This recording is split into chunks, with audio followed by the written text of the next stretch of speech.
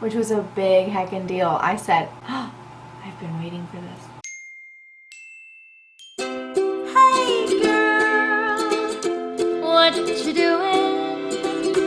Hey girl, where you going? Who's that girl? Who's that girl? Who's that girl? Who's that girl? It's Jordan. DeSantis. Hey everybody, welcome back to my channel. I want to get real chill and talk about the Mandalorian season finale this week. And I want to talk a little bit about the episode that came beforehand because I was so thrilled with it. I literally was on the edge of my seat the entire episode. I could not get over how enthralled I was with it. That's right, yeah, we're jumping right in because I've got some things to say. The Bill Burr episode, The Believer I believe it was called, was so much fun to watch. They had to go to this base to get the details so that they could go save Grogu. I was like, okay, I'm in. They went and got this guy that I never saw, this character that I never thought that we would see again. They got him from the prison carriage and was like, we can use him. He knows all the Imperial code stuff. we see Din Djarin change his armor. He goes from helmet to a different helmet, and Bill Burr's character makes some really good points. Once again, I just absolutely love how they keep poking at his beliefs, and they keep pointing out that the world is bigger than he ever thought that it was. And I love when a hero's world is expanded and they're forced to really reevaluate where they stand on things. And they're fighting these pirates to take this Imperial freighter to this base, and I think something that this episode did that I thought was really cool was it was the first time I actually was happy to see TIE fighters. That was a really weird feeling because they were fighting off these pirates who were probably just people defending what was theirs, but we don't have to get into that because it's Star Wars. It really looked like Mando was gonna lose this fight and that their supercar was really gonna explode, and the TIE fighters came in and they blew up and fended off the pirates, and the stormtroopers were clapping for them and the Imperial guards were celebrating, and it was really weird because I was like, why does this make me happy? Why am I glad to see that the Empire won this situation? and of course it's because it benefited our characters. It was like, we can root for the Empire if it benefits us. That was really clever that they did that because it made all the Star Wars fans go, I just clapped for a TIE fighter.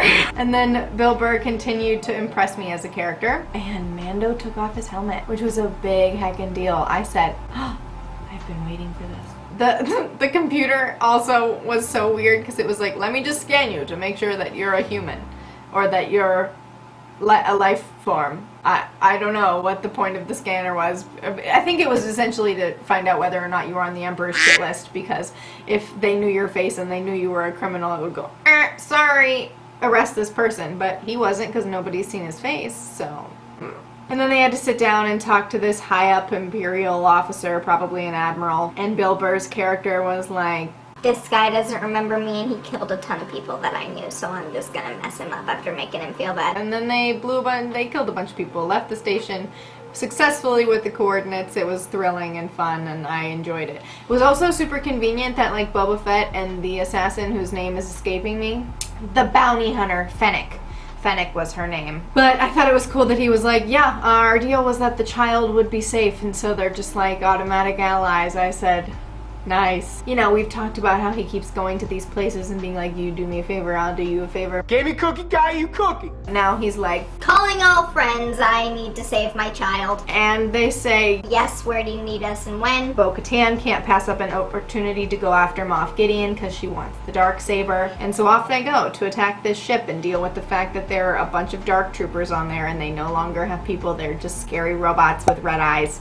They get on this ship. One team splits off to cause a diversion while Mando tries to go to find the child, but he ends up, the dark troopers are just about to pry through the doors and get out, and one of them gets out and fights Mando and kicks his butt, and then he gets the rest of them sucked out into space, and I was like, phew, that problem is over with. He defeated one of them, it was great, and then he went to the room where the child was, and once the rest of the team reached the bridge, Moff Gideon wasn't there. And they killed everybody there, I think. And Mando found Moff Gideon with the child. and the Darksaber. Said, uh-oh, it's about to go down. They had a big long conversation about how like, We can just like walk away. You can walk away with the kid. I just want the Darksaber and powers. It'll be fine. and I was like, Salimo, we all know you're lying, but you know, Mando's gonna give him a chance to make the right call, but when Mando goes for the child, he attacks him with the Darksaber and he uses his Beskar to block, and it's really dope. And I love that they gave him the staff. I think that was so funny because Pedro Pascal knows how to fight like that because that's what he fought with in Game of Thrones. The Mandalorian does really good with it now, and he actually disarms Moff Gideon, which means the Darksaber is his. So he just like accidentally became the ruler of Mandalore by right, which is awkward. And he goes to give the Darksaber to Bo-Katan because he's like, I don't want this.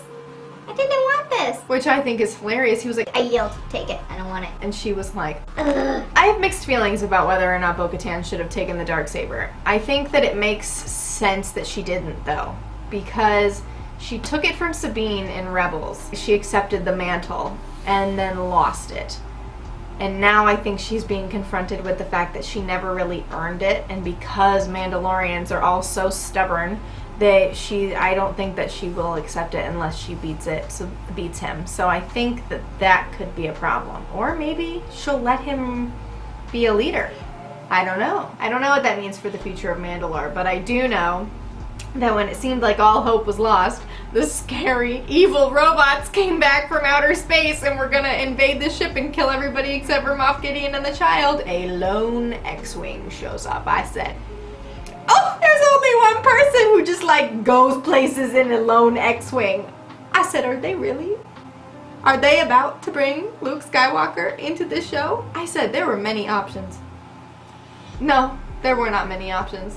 I honestly had no idea what to expect, and I couldn't have been happier to know that it was Luke. We don't see his face until the very end, which I thought was really smart. All we see is this X-Wing shows up and Moff Gideon looks scared.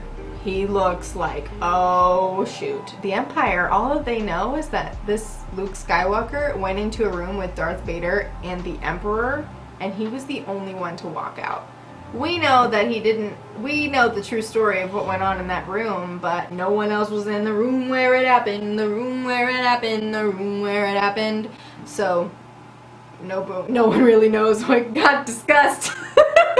Sorry, I just musical theater major. No one knows what happened, so it makes sense that Gideon is like crapping his pants because it's bad news. It's bad news for him. We don't see his face, we just see the dark robes, and I said, that's what he wore in Return of the Jedi. That's gotta be Luke Skywalker, but I wasn't gonna believe it until I saw his face because Ezra also uses a green lightsaber. But I was like, it's gotta be Luke. They showed the gloved hand. I said, it's Luke. Cannot believe this, but I also can totally believe it because he's the only one with the Jedi school right now, so it makes sense that he would like answer Grogu's call to be a Jedi.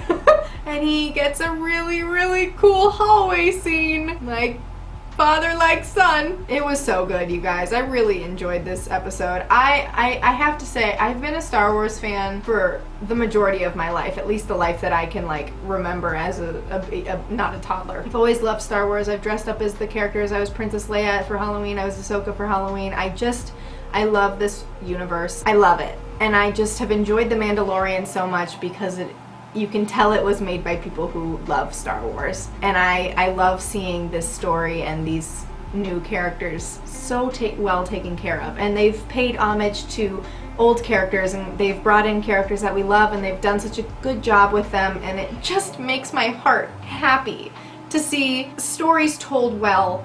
And it just makes me really happy. The emotional moment at the end where he's saying goodbye to Grogu because Luke's like, he's asking your permission, and I was like, oh, it was so sweet. And he took his helmet off, and I was like, yeah, that's really good. I'm really glad that he took his helmet off and he touched his face with his little hand. I was like, oh, my heartstrings. I loved it so much. I care so deeply about this universe, and I just love it. I just love it. This was so great. I enjoyed it so much. People had stuff to say about the CGI on Mark Hamill's face as Luke. Whatever. I mean, I think they did a good job. I liked it. I thought it was fine. I didn't have any issues with it. I think that that was it. That's my opinion. I thought it was fine. I think it's impressive that we can make someone look 30 years younger than they are. So props to them for doing that, and props to Mark Hamill for being like, yeah, I'm down to be Luke again. Oh, you guys, I love Star Wars so much. And if you love Star Wars too, go ahead and subscribe to my channel, because I can pretty much guarantee I'll talk about it more. I just picked up a new Darth Vader comic book today. Let me show you, because I'm reading through this series. I really enjoy it. It it gives you such a good look into like Vader's mind and what he went through being the Emperor's apprentice during the original trilogy. Also, look what I got for Christmas. It's a Baby Yoda blanket. I love it so much. I can't wait to see what's in store for season 3 and what's coming next, because there's so much to come. There are so many shows that they mentioned and introduced. Ahsoka's getting her own show. All kinds of new shows. I don't have time to talk about it in this video. We can talk about it in a different video. I can't wait. The Book of Boba Fett was announced at the end, which is so cool that he went back there and was like, I'm taking over. That's it. Period. Done. Goodbye. I said, fine. I can't wait to see what you do as a crime lord, Boba Fett. That'll be very interesting. Can't wait. Love it. I'm currently finishing Rebels. I finally caved and I'm watching it. I know, I can't believe it took me this long to do it, but I'm on the episode in season 4 called Jedi Knight. If you know, you know. And I'm procrastinating watching it because I kind of already knew all the main plot points when I started Rebels, and you know, I don't want to watch this character die because I'm gonna cry. And I'm like, I'll just wait a little bit. Thank you guys so much for watching this video. I hope that you enjoyed it. It's pretty much what I thought of The Mandalorian and season 2. I enjoy it so much. I love Star Wars. I love seeing the universe being done so well, and I can't wait for more. I can't wait for more. Maybe someday I'll get to be in it and be a Jedi or a bounty hunter or just even somebody in a cantina. I'd just be thrilled. I love this universe and I love it. And I know a lot of you love it too, and it takes a very special place in our hearts, and I love sharing that with you. So thank you guys so much for supporting me. Don't forget to like and subscribe and tell your friends, because there's lots more fun to come. I love you 3,000 lovelies. Bye! Who's that girl? Who's that girl? Who's that girl? Who's that girl? It's Jordan. Like and subscribe! Hey guys, why don't you check out these 2 videos? This is me talking about Ahsoka's first appearance in The Mandalorian, and this is me paying tribute to my grandfather who passed away this year. It was a really tough loss for my family, but I think a lot of people understand the feeling of loss this year in 2020. So check out that video. I think it's really relatable. Check out me talking about Ahsoka because I love her, and subscribe.